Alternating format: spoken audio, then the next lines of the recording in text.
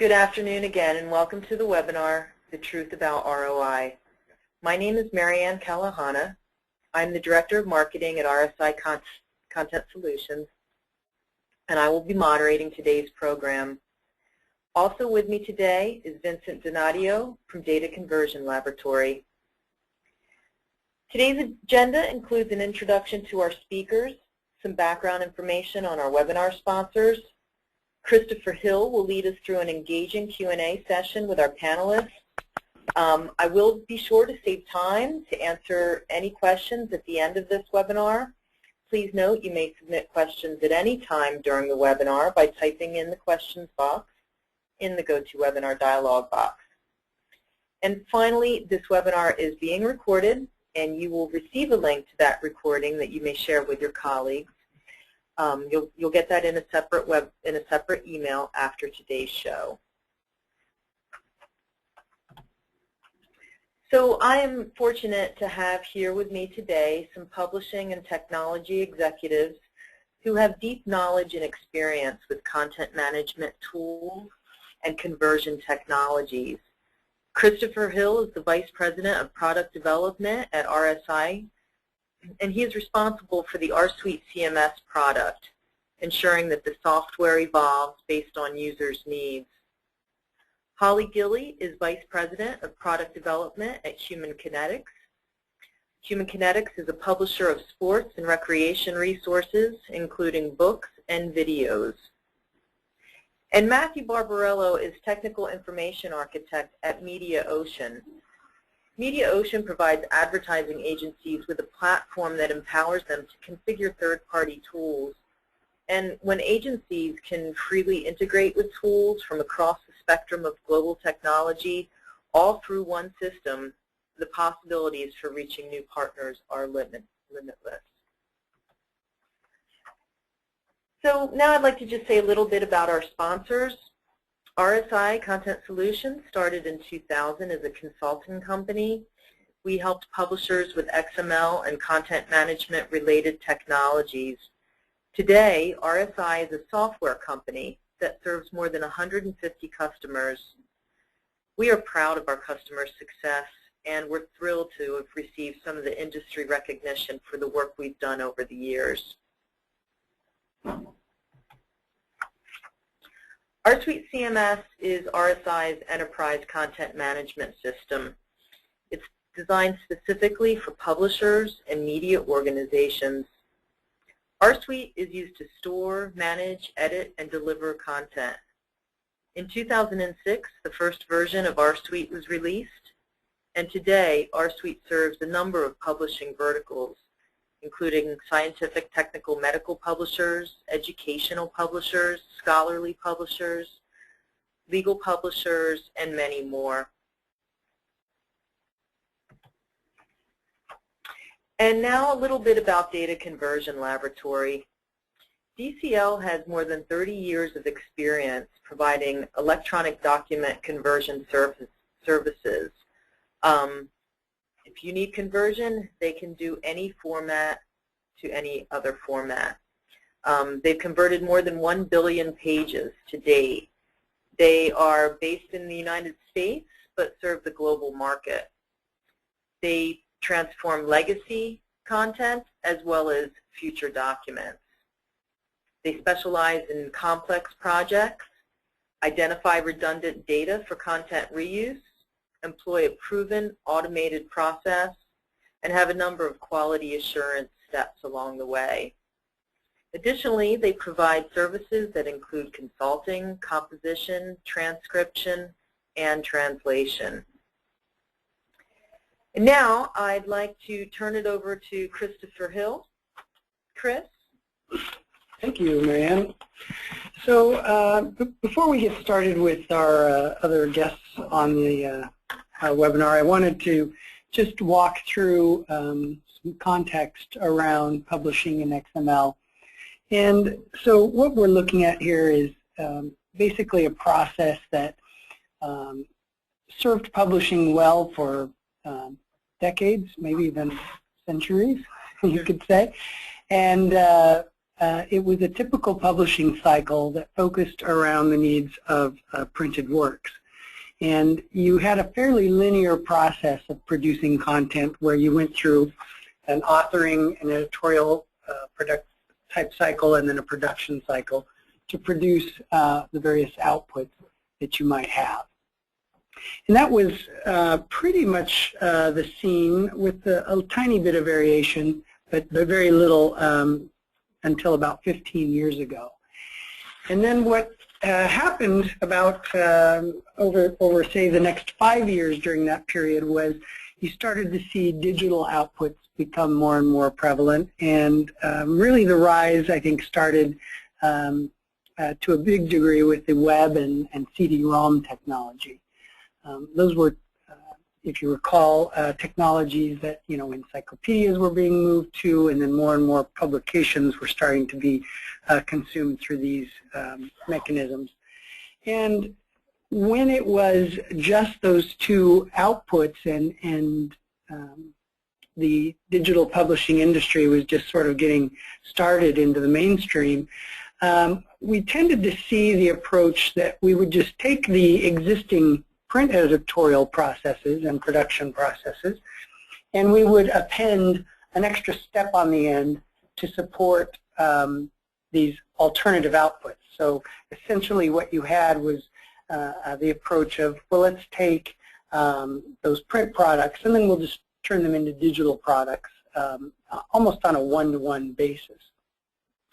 And that sort of got some parts of the industry going, but what we've really encountered now with the rise of digital publishing is we now have even more formats to support. We have, well, CD-ROMs are pretty much gone, but we have the web. We still have our print materials around. But we also have a lot of other things that have emerged with the rise of the internet and digital technology. Other deliveries to companies like aggregators who do digital aggregations and take lots of content from many different publishers and put them together in new packages. You've got news services. Google Scholar is a good example of a company that has been serving the scholarly publishing market, and they take all of that content and create sort of a new package or a new product by mashing up all this stuff together. As far as on the consumer end, you've seen a lot of change just in the last few years. The rise of tablet computing, specifically the iPad, really shook a lot of publishers because all of a sudden consumers were flocking to this new device, and the traditional page-by-page reading was not really leveraging the full extent of what's possible in a tablet application. So publishers are now working to strategize on how do we change our publishing cycle so that we can deliver a more compelling experience on a digital device like an iPad. And the one thing we can be sure of, or there is more coming, so that last little channel, next big thing, we don't really know what that is or when that will arrive. There's many possibilities that people speculate on, but the one thing we can be sure of is that our content will probably still remain relevant. It's just our deliveries are going to have to change, and perhaps the way in which we even create that content. So if you look at the multitude of arrows on the left side feeding into all these delivery platforms, you'll see that we need a lot more things going into the process to support these multiple delivery types. Enrichment is an example, and by enrichment we mean we need a lot more metadata than we did, say, in the print production cycle to support the kinds of products, the kinds of aggregation that's going on, and the kind of services that consumers are looking for. We also have the opportunity to totally remove ourselves from printed works, and some companies have already done that. I live in Seattle, Washington, and one of the newspapers there went all digital several years ago, and that's the only thing they produce. And we're seeing this as a trend in many other areas as well. We also are seeing a rise of interactive content, so video and animations and even interactive experiences with the reader are all becoming possible. And to support that, you really have to add more to that production process. You can't just easily put all these things into that linear chain that we saw prevalent, say, 10, 15 years ago. And then finally, you've also got the users themselves supplying content. So depending on what fields your organization are in, many publishers are now seeing that they can add additional value to their content by taking the feedback provided by their consumers and cycling it back into the production process. Well, obviously that again takes a lot more effort, planning, and a different approach to the way you manage your tool and production assembly line in order to support all of these things.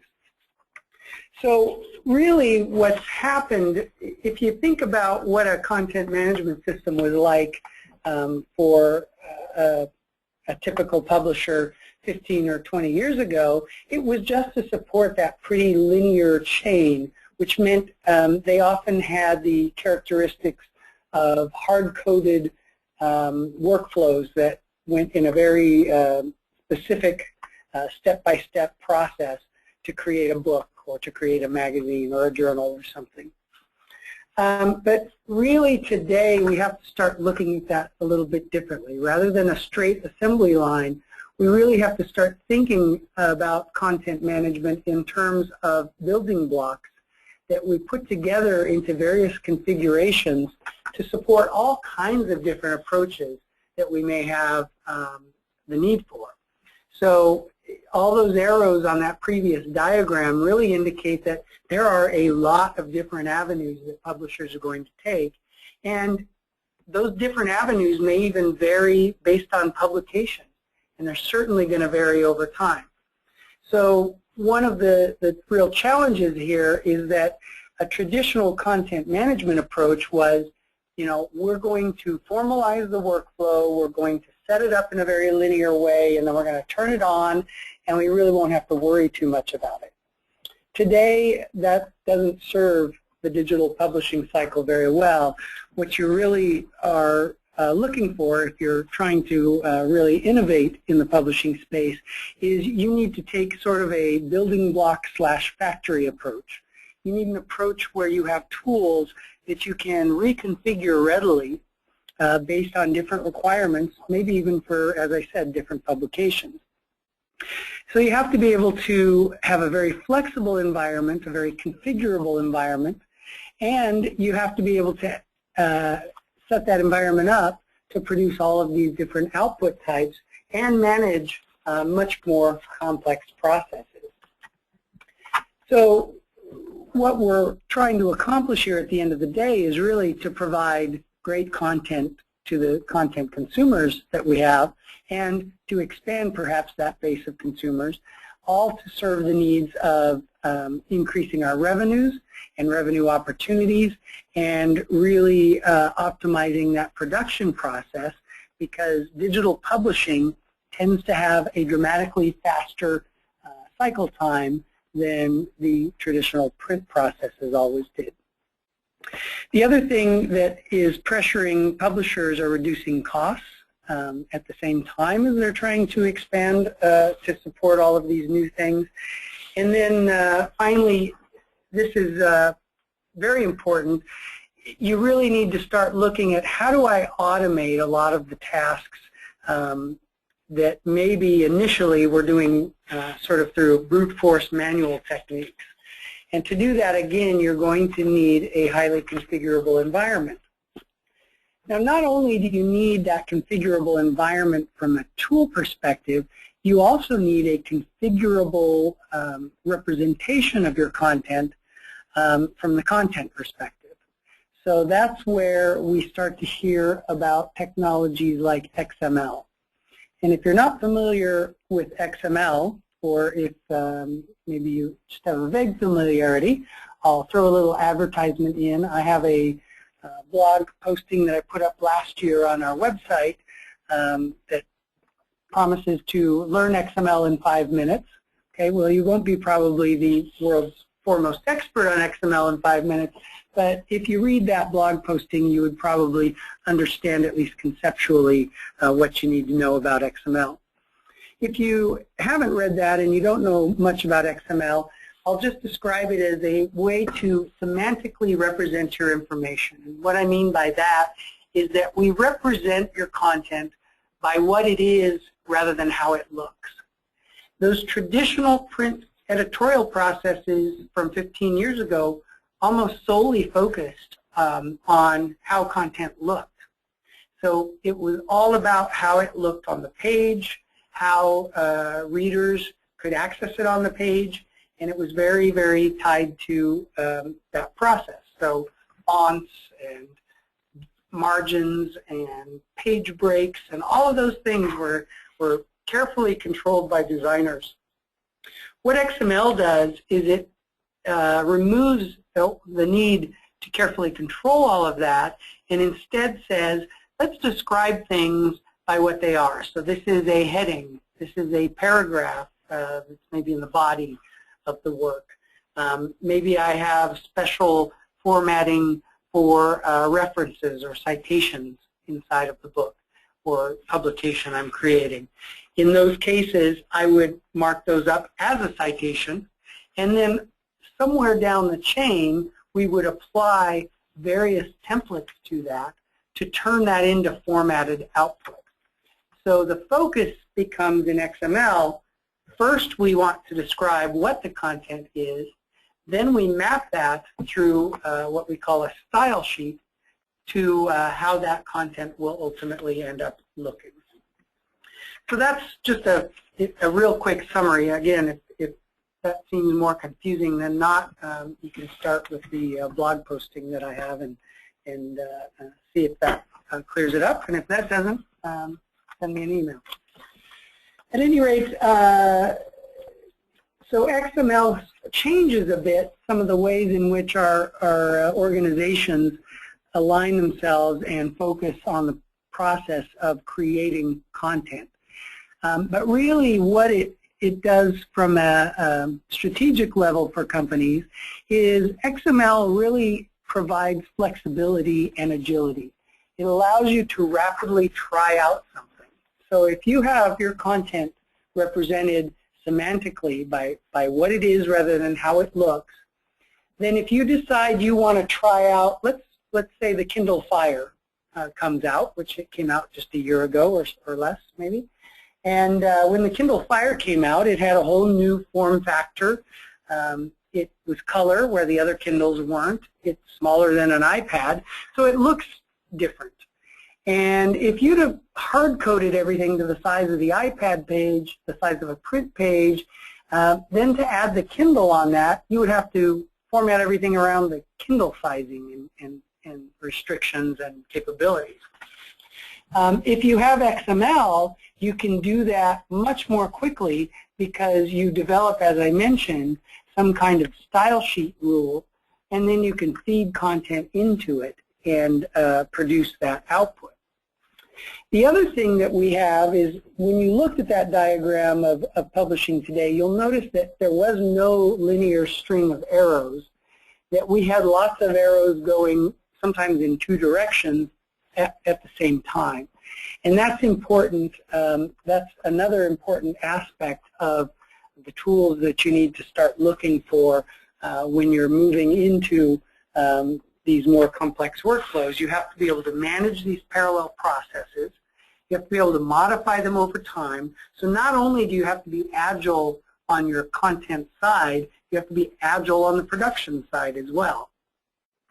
And the other aspects that are kind of interesting are we're seeing this result in organizations taking a much more horizontal approach to content There are more and more groups in an organization that maybe traditionally wasn't terribly concerned with the content directly, but today they are. As an example, I was working with one publisher, and their marketing group is heavily involved now in content because they're trying to do a lot more online advertising sales. And to do those advertising sales, the people selling the ads need to know, first of all, what kind of content do we have, and that way they can figure out who to go after to try to bring in advertisements.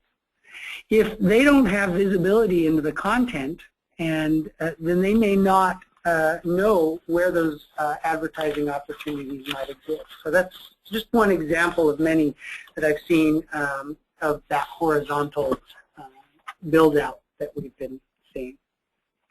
So it's a big challenge. There are plenty of challenges here to go around. That's certainly kept me working busily for the last decade, and I don't suspect it's going to let up anytime soon. So what I'd like to do is bring Holly into the conversation because her organization at Human Kinetics has been involved in this directly. So I think we can maybe get sort of an overview of how that's been and some of the motivations around that. So Holly, to start with, I was wondering if you could just provide us with maybe an overview of your project and if you want your company, if Marianne missed anything. Sure. Human Kinetics, as Marianne said, publishes content related to sports information. But we do it for a wide range of audiences. So we have information for consumers who might be interested in learning about golf.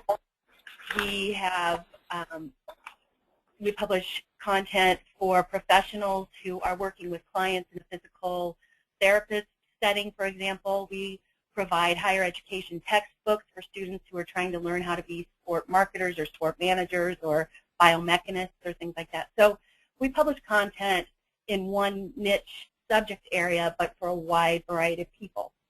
Our project that we were working on came about because of all of the reasons that you just talked about, Chris. Publishing couldn't any longer become just a linear process where the single output was print. It had to be something where we could efficiently produce that content for a lot of different outputs, because the way our customers want to consume our content is changing.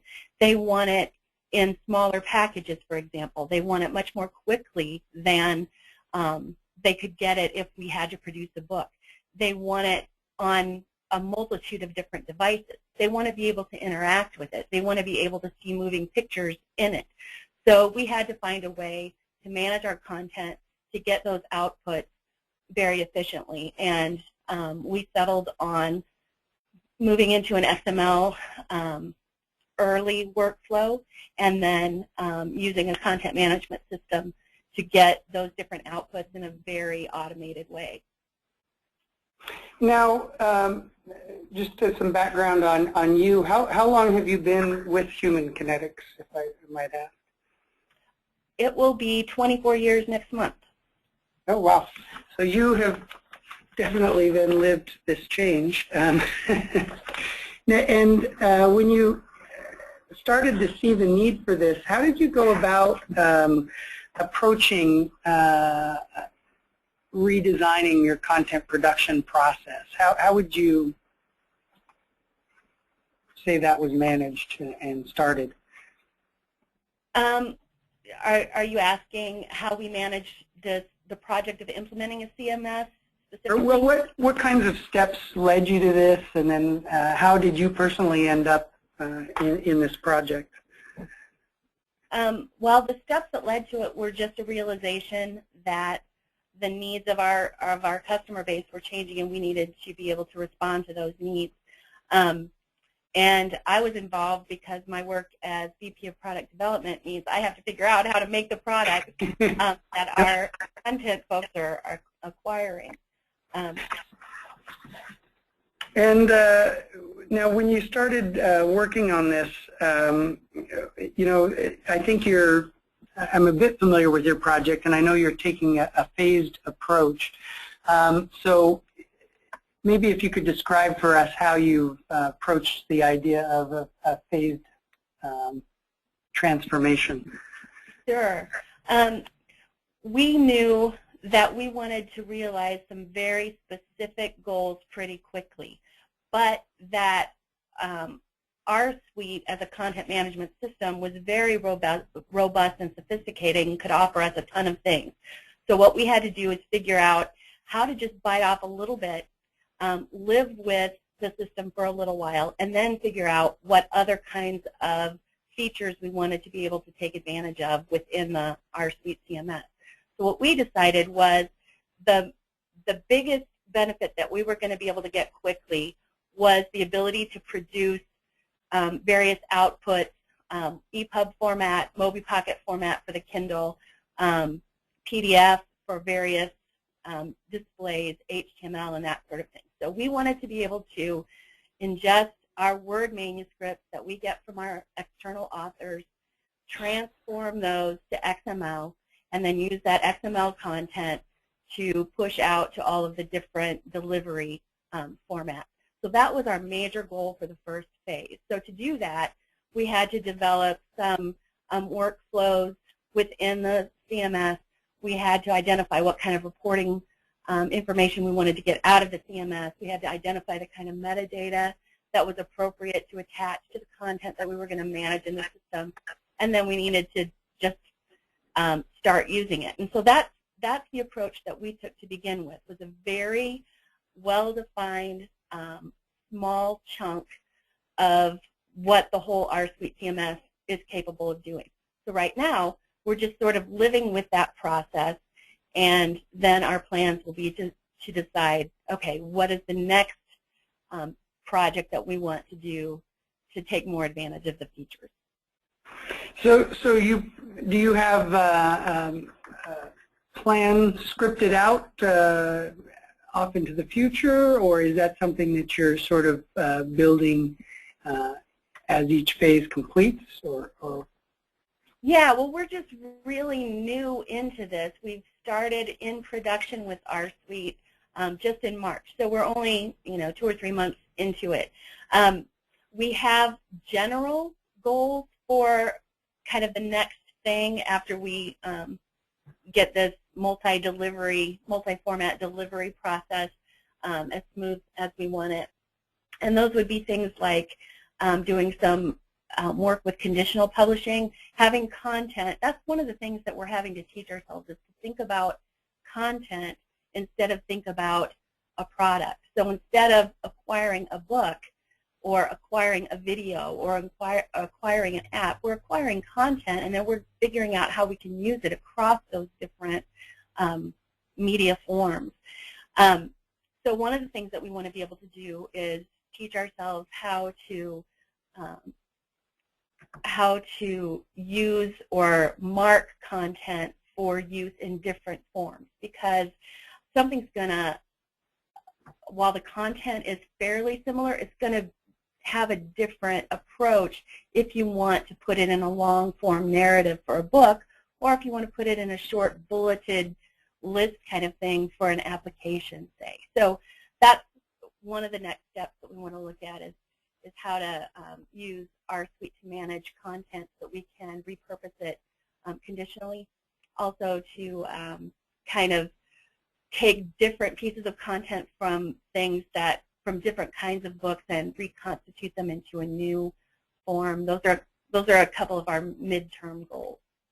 That's great, and I would reiterate your point, I guess, to the audience that a lot of times in the past I've been involved consulting with various companies, and I've noted that really that phased, disciplined approach to not try to bite off the whole piece of cake all at once, but to really take a iterative approach tends to lead to a lot more success. And I suppose you're fairly new to it, but as your staff becomes more and more comfortable with this phase of the activity, they'll probably come up with tons more ideas than they could have 6 months ago before they had ever laid hands on such a system.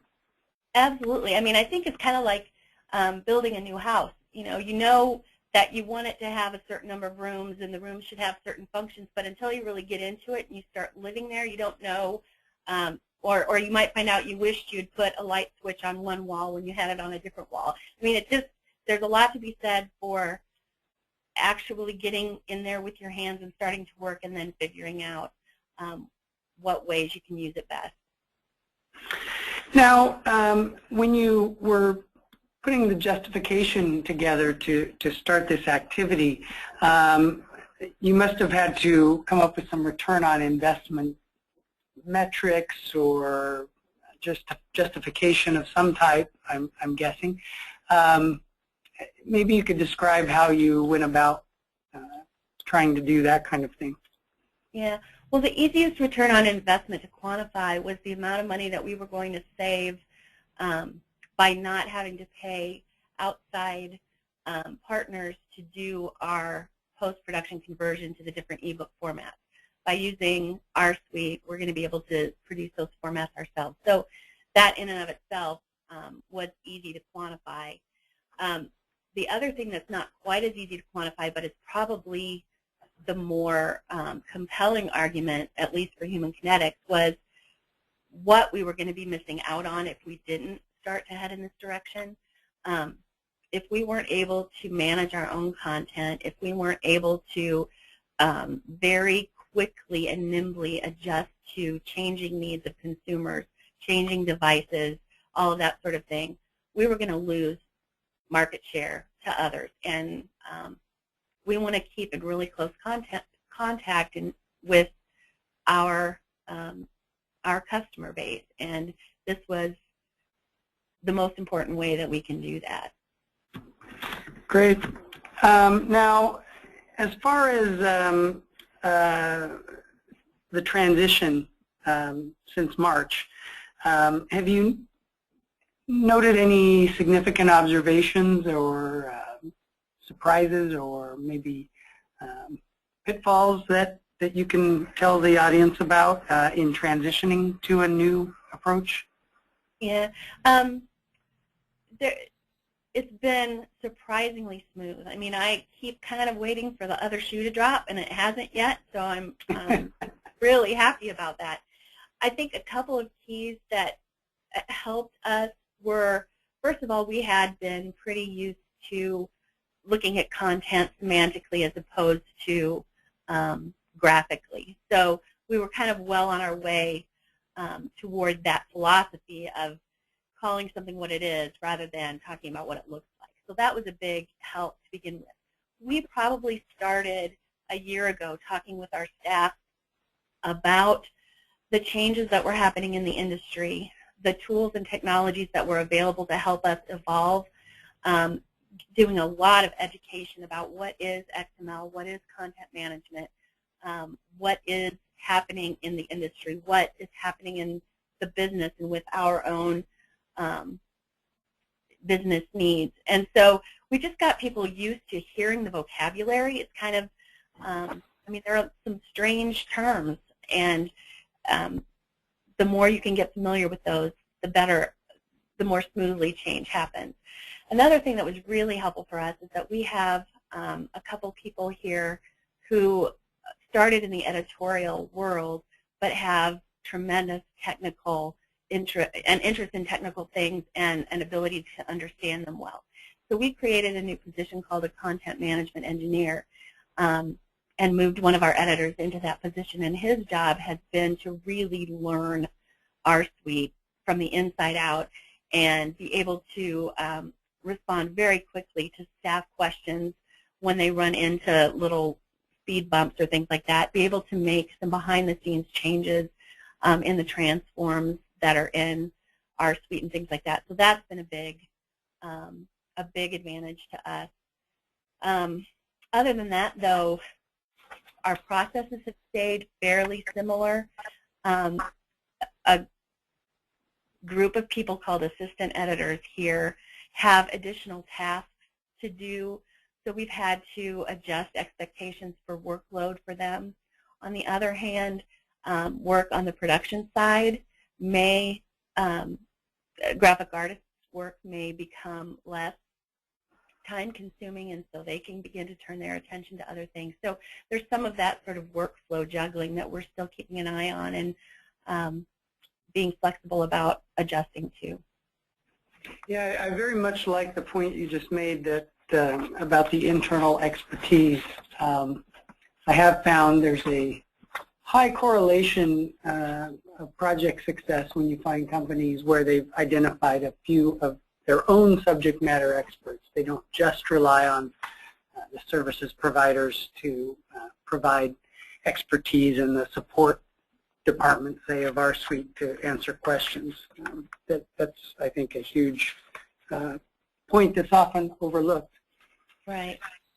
As far as upcoming challenges, do you see anything that's got you worried, or are you, what are you thinking in your crystal ball for your project?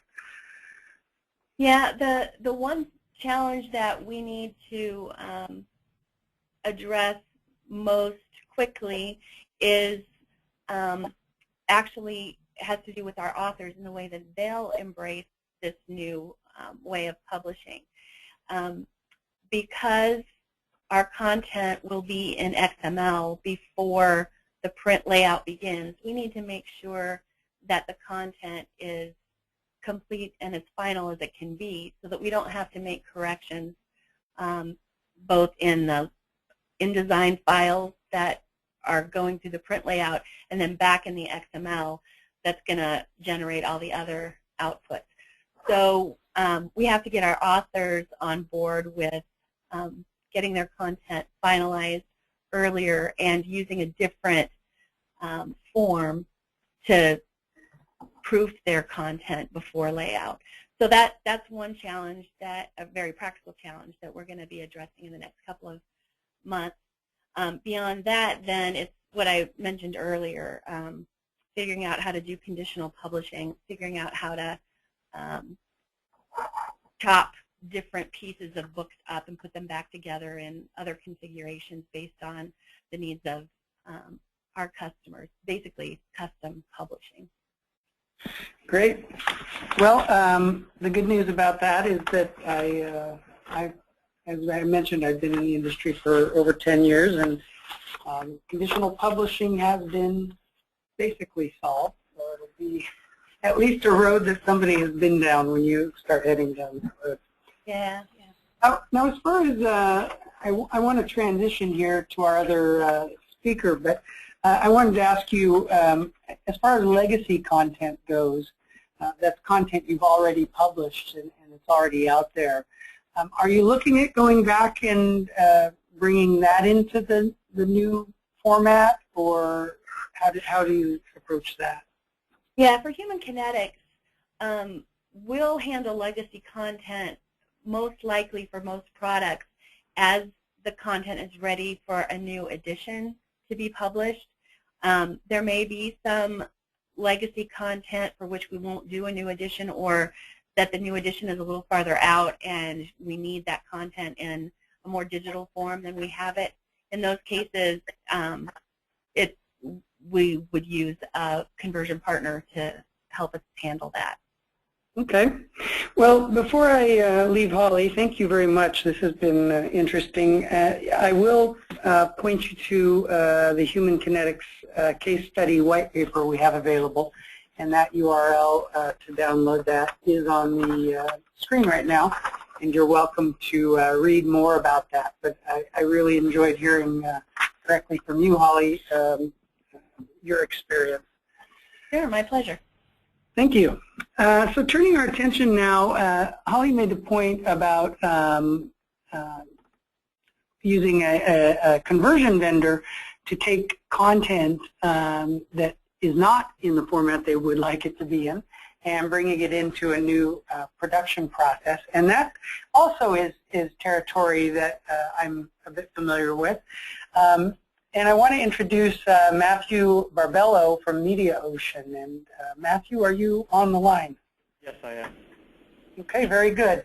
I wanted to start and just ask you a little bit about if you could provide us with some background on MediaOcean and what you and your organization do. Sure. So MediaOcean is a fairly new entity. It's a result of a merger between Donovan Data Systems and MediaBank. So our two companies service the advertising industry, primarily agencies, but also TV stations and media vendors.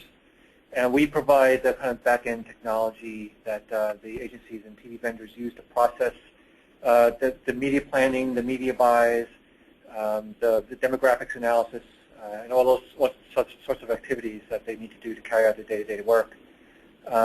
So it's as you can imagine, given the amount of money involved, it's a huge infrastructure that support all the buying and selling of various types of media. You know, so print, online, even things like billboards, all sorts of electronic formats.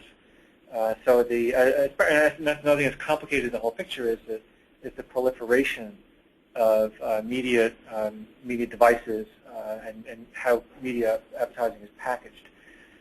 So our systems facilitate all that planning and buying of different kinds of media.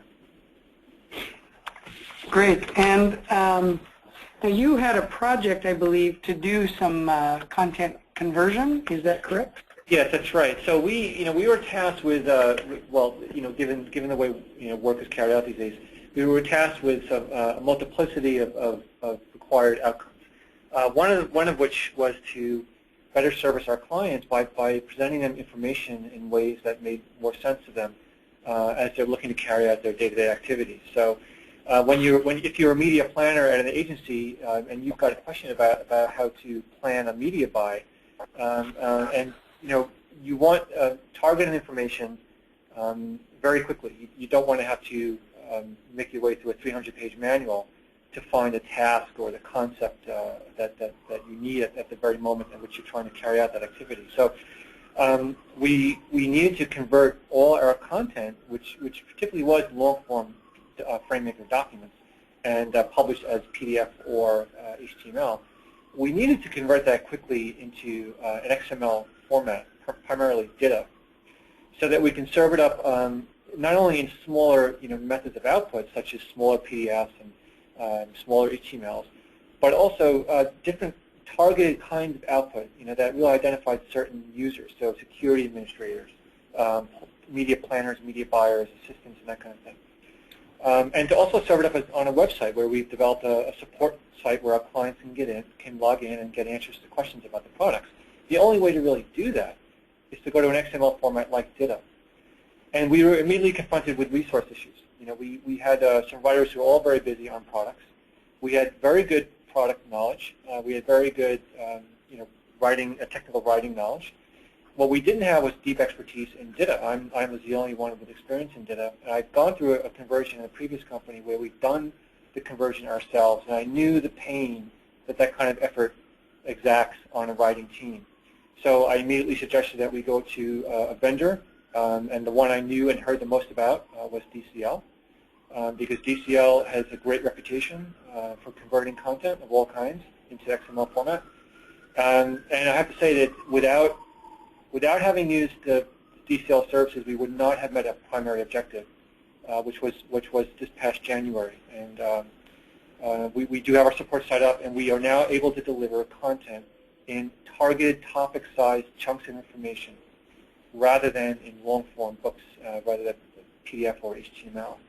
And again, the benefit is there are multiple benefits to going with DCL, and primarily it's where does our expertise lie? Our expertise lies with knowledge of the products and with knowledge of what our audience needs in order to carry out their day-to-day activities. We are not experts in conversion.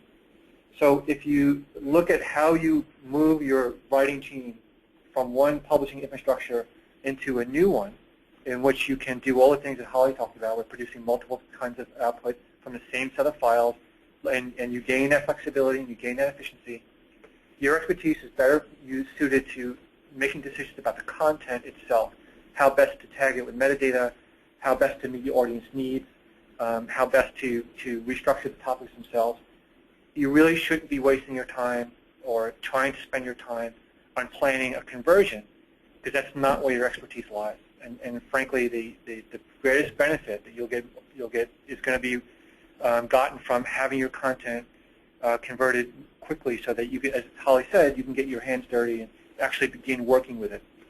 And then as if you can speed up that process, that learning curve, that process of just getting used to thinking about content as digestible chunks, not as long-form output, then you will have gained a few steps on the path towards the most flexible printing, most flexible output that you can possibly achieve. So in our minds, it really DCL was the only answer. That's a very interesting point you make, and one I'll second is I think there's I kind of call it the Siren Song, where organizations think, oh, well, we're used to authoring in FrameMaker or Word or whatever, so we'll just copy everything over into DITA and be done with it. And there are so many other content issues to focus on that it's almost like they're trying to change the engines of the plane while they're flying it. Right. And if you make the attempt to understand your audience, you quickly realize that your audience consists of a multiplicity of users. There are security administrators. There are, in my case, buyers, planners, assistants of all types. You need to make sure that your content, as you spoke about before, Rich, there's that rich metadata applied to the content in order to really mark it up at the most semantic meaning that you can achieve. So that your time is better spent thinking about your audience and servicing your audience's needs, and making the content as semantically rich as possible, so that in the future you can produce different kinds of output based on the kind of targeted audience you're identifying. So because I work with DCL to apply the right metadata, I know that in the future, if I needed to produce a certain flavor of a security administrator's guide, I'm confident that I can customize my output through DITA files to target that specific audience. So because I know that those tags are in my DITA, and I know I can produce that output, and I could do it quickly. Now, did you took on the conversion project, and then now that you have the content, are your authors working with that content directly, or yes, how are they? So they're working. Authoring data.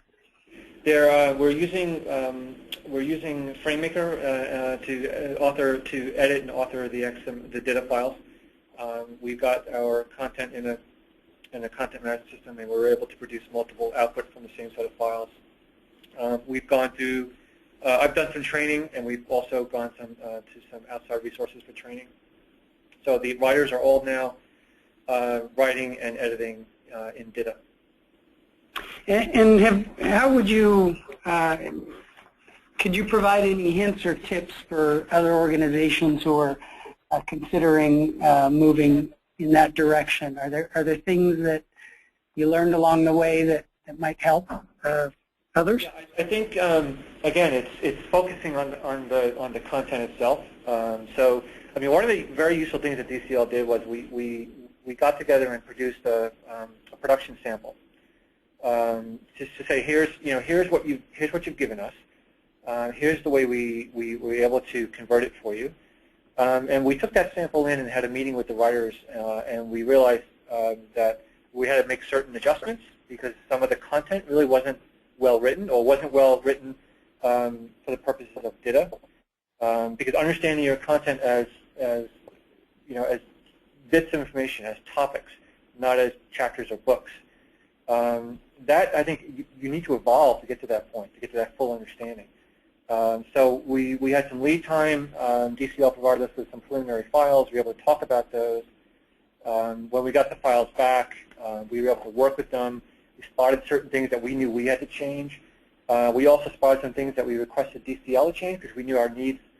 Again, with that experience of having this preliminary set of files back, we quickly realized that we needed to change our metadata scheme and go to something different. And we realized that the way we had broken up our information, may have worked 10 years ago, but would not work, now and probably into the future. So we have done a fair bit of rewriting, and we chose to do that rewriting not in frame. We chose to do it in XML, in DITA, using FrameMaker to edit the DITA files. Because once you begin editing in that environment and you begin to see how your topics can aggregate into larger units of information, you really do begin to understand your content differently. So it was an evolutionary process, and we were able to go back to DCL and say, hey, look, we see what you've done, but we think because our needs have changed, or we think they're going to change, can you change your conversion process so that all the books that we got back subsequently, all that content we got back reflected our initial experiences with the content itself. So, but the thing is, the writers needed time to make that adjustment, and it is certainly an evolutionary process. And I think, again, picking up on what Holly said, if you develop, if you identify those few people who really take to the technology and to the new format, and then again, those people who really do take to the new structure of the content itself, they become your evangelists within the organization, and they help you to make the transition for all the rest of the writers. So I think it's a process of teaching and giving the staff time to make that evolutionary change, and identifying who the evangelists are going to be. And because we were able to use someone like DCL, we could focus on all those other human aspects to making this big transition. We didn't have to worry so much about the technology. We knew the files would be there, they'd be in good shape, and they'd be clean, and we could start working with them from day one. That's great.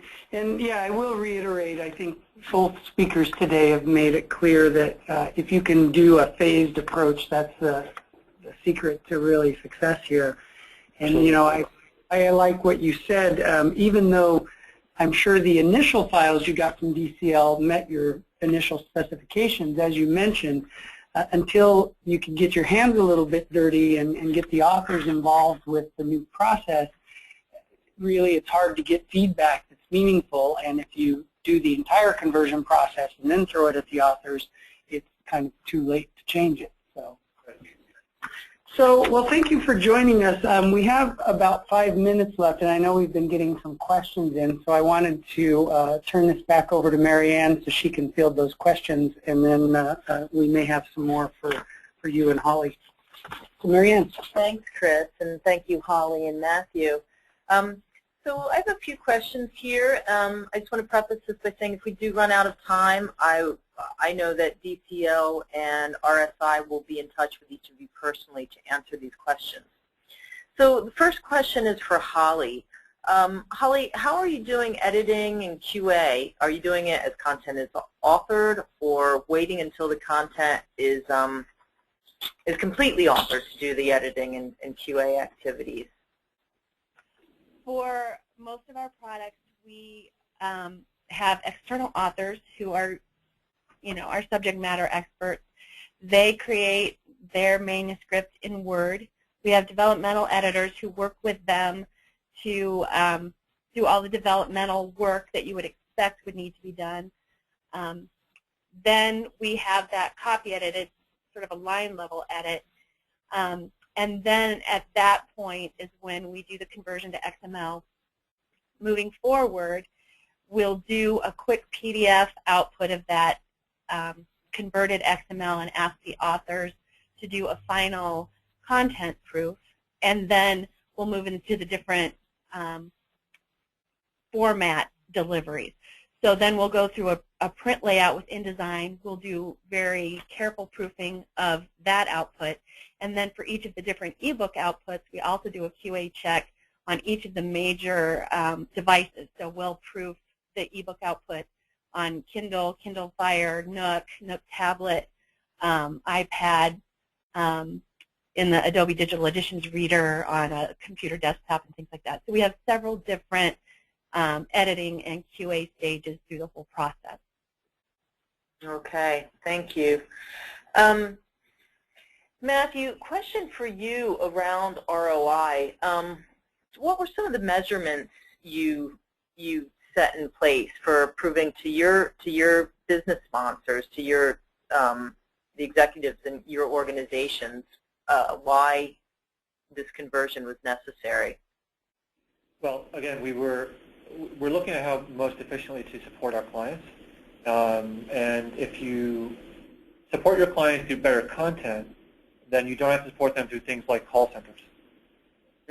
So if we can deflect, 10, 20% of the calls coming in that have to do with level 1 support issues, by putting up our content, by breaking it up into chunks that are produced out of data files, and that more quickly answer the client's questions at the time when the client needs it, then you can make a good case for a quick ROI. I mean, in our case, we made a case. It was easy to prove that we could save 10-20% of a call support specialist.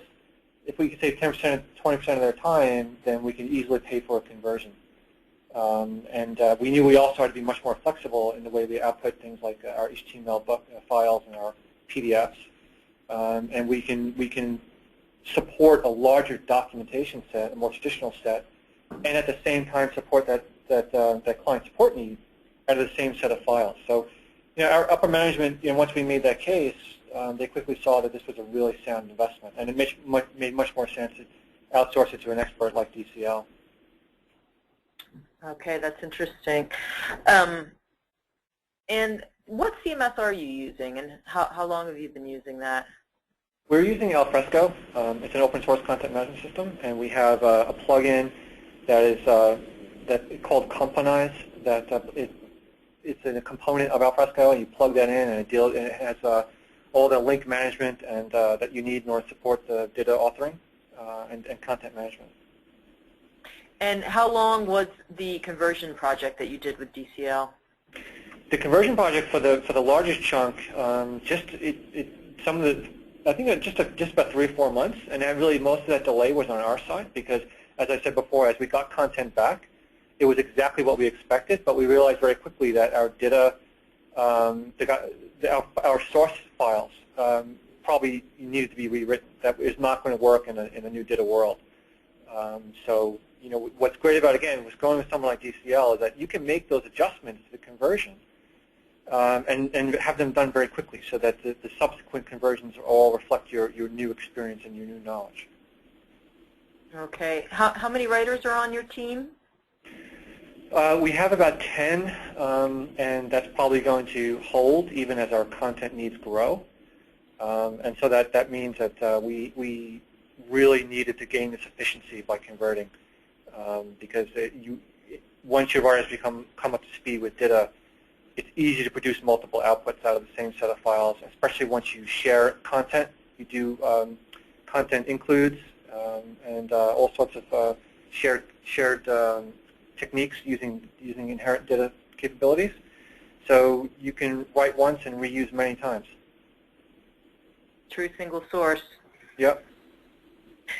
Well, we've come to the end of the hour, and I would like to thank everyone for their participation today, including everyone who's been with us throughout the past hour, all the attendees. If anyone has any questions, please feel free to contact us personally. Everyone who's registered for this webinar will be seeing an automated email with a link to the recording. I hope that you are able to share that with your colleagues. And please visit both of our websites, as this is an ongoing series, and we have another interesting webinar coming up in August. Thank you, everyone, for your time. Matthew,